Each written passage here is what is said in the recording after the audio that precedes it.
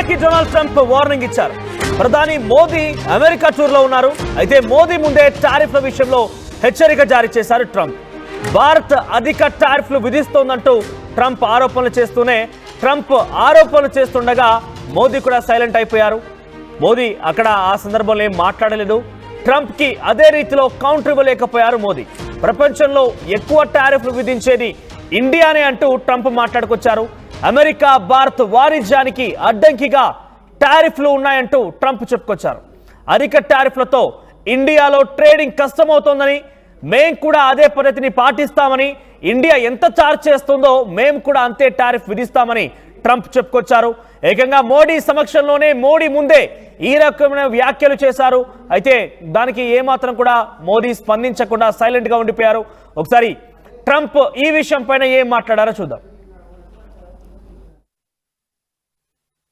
To us, just about the highest tariffed nation anywhere in the world. They've been very strong on tariffs, and I don't blame them necessarily, but it's a different way of doing business.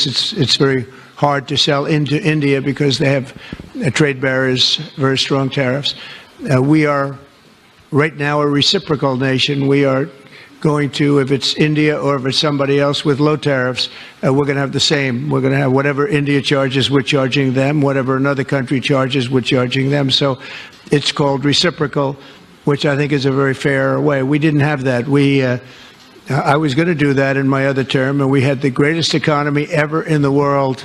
There's never been an economy like we had, and then we got hit with COVID. We had to focus on that, and I wasn't really in the mood to be putting it on Italy and Spain and France and India, frankly, and a lot of other countries, because the world was very troubled until we got rid of that nightmare.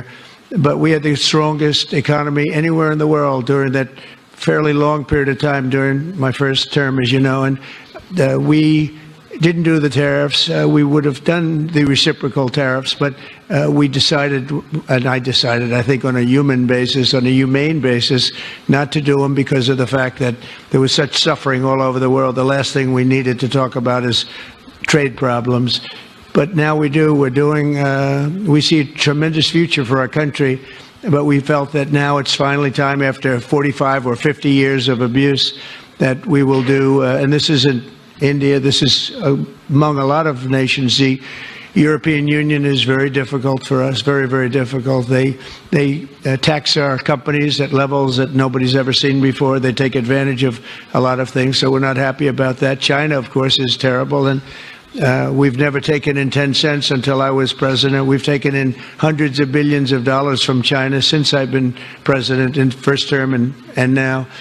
And we have to do that just as a mechanism of fairness, and that's what I've done. And so we are being reciprocal with India. Whatever India charges, we charge them. So frankly, it no longer matters to us that much what they charge, because whatever they charge, I had discussions with India in the first term about the fact that their tariffs were very high, and I was unable to get a concession. So we're just going to do it the easy way, and we're just going to say whatever you charge, we charge. And I think that's fair for the people of the United States, and I think it's actually fair for India.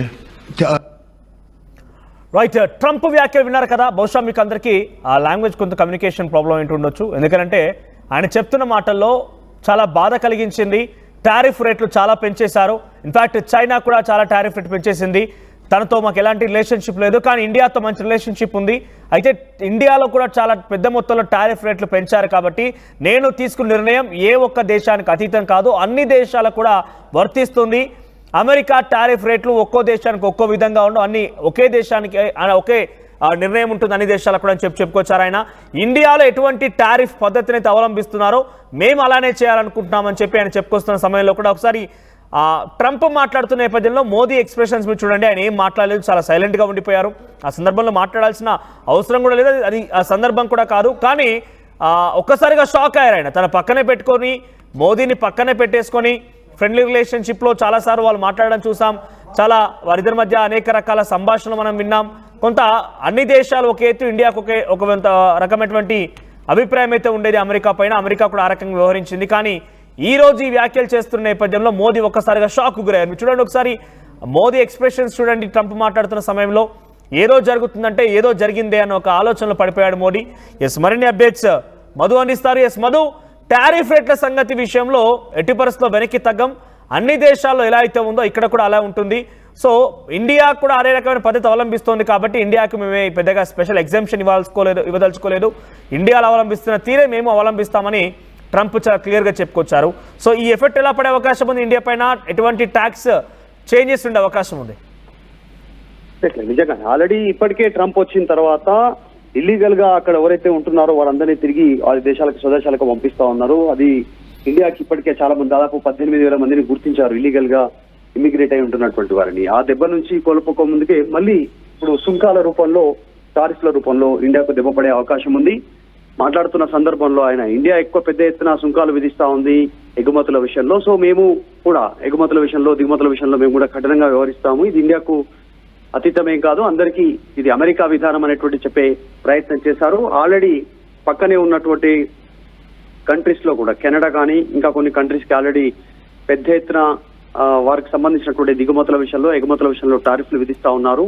కొన్ని దేశాలైతే ఒప్పందాలు రద్దు చేసుకుంటున్నాయి. America చేసినటువంటి పనులకు వారు కూడా tariffs పెంచడానికి, America ఏదైతే సుంకాలు పెంచుతా ఉన్నారో దీనిపైన ట్యాక్స్ రూపంలో, టారిఫ్ల రూపంలో, దానికి కౌంటర్ గా ఆ దేశాలు కూడా అదే విధంగా పెంచాలనేటువంటి నిర్ణయాలు తీసుకుంటున్నాయి. నిన్న మోదీ సంబంధించినటువంటి అమెరికా పర్యటన సందర్భంగా ఆయన సమక్షంలోనే ఈ రకంగా మాట్లాడడంతో పెద్ద ఎత్తున మరొకసారి భారం పడనుంది ఇండియా నుంచి ఎగుమతి అయ్యేటువంటి వస్తువులపైన, దిగుమతి అయ్యేటువంటి వస్తువులపైన అనేటువంటిది చాలా స్పష్టంగా కనిపిస్తా ఉంది. మరో వాణిజ్య పరంగా ఇది భారతదేశానికి కాస్త పెద్ద దెబ్బ అనే చెప్పవచ్చు. ఎందుకంటే జనాభా పరంగా భారతదేశంలో అత్యధిక జనాభా కలిగినటువంటి దేశం భారతదేశం 2వ స్థానంలో ఉంది. కాబట్టి దీనికి ఖచ్చితంగా ప్రభావం పడే అవకాశం ఉంది వాణిజ్యపరంగా. రైట్ మధు. సో మొత్తం మీద టారిఫ్ రేట్ల విషయంలో ఎట్టి పరిస్థితుల్లో కూడా ఒక దేశానికి ఎగ్జామ్షన్ ఇవ్వడం కుదరదు. అన్ని దేశాల్లో అవలంబించిన తీరునే ఇండియాలో కూడా అవలంబిస్తాము. ఇండియా కూడా టారిఫ్ రేట్లను చాలా పెద్ద మొత్తంలో పెంచింది కాబట్టి అదే రకంగా మేము కూడా అవలంబిస్తామని ట్రంప్ చెప్పడం జరిగింది. ఏకంగా మోదీ సమక్షంలో, మోదీ చూస్తుండగానే, మోదీ ముందే ఈ వ్యాఖ్యలు చేయడం సెన్సేషన్గా మారింది. మరి దీని ప్రభావం అటు భారతదేశం పైన ఏ రకంగా పడుతుందో చూడాల్సిన అవసరం అయితే ఉంది.